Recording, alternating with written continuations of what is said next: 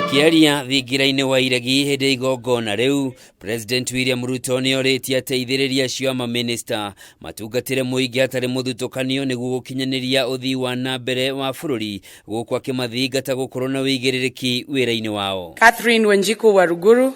The oath you have taken this morning with the seriousness it deserves, with the seriousness any solemn oath deserves. You have undertaken on your own volition to serve with honor and dignity.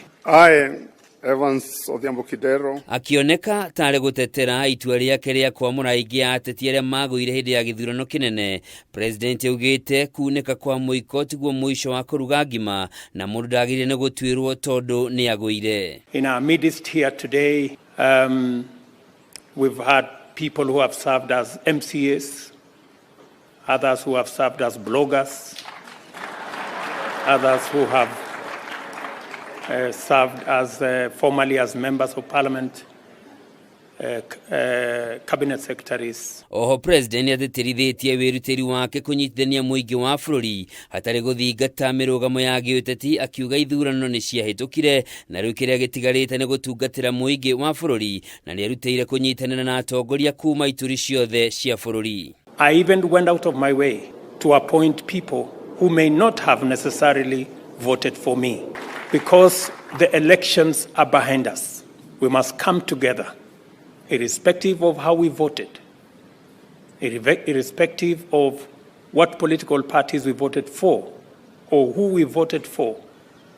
It is now time for us as a country to come together. Ateithiriria ya mirongo itano mehitithirio thutha wa speaker wa bunge ya bururi Moses Wetangula kugerera ndũmĩrĩri ĩrarekereirio nĩ mwaria wa thingira wa iregi Hussein Mohamed kuga bunge ndĩrĩ na ũhoti wa kũmathuthuria kuona gũtirĩ na watho wegemaine na gĩturwa kĩu na gũcokia marĩtwa mao kũrĩ mũtongoria wa bururi. Charles Njagwakanyi hamwe na aria mehitithirio ni Evans Kidero wa Wonjoria na Kate wa Rũgũrũ wa maũndũ ma nanja wa bururi, Isaac Mwaura wa wabici ya minister munene hamwe na angĩ.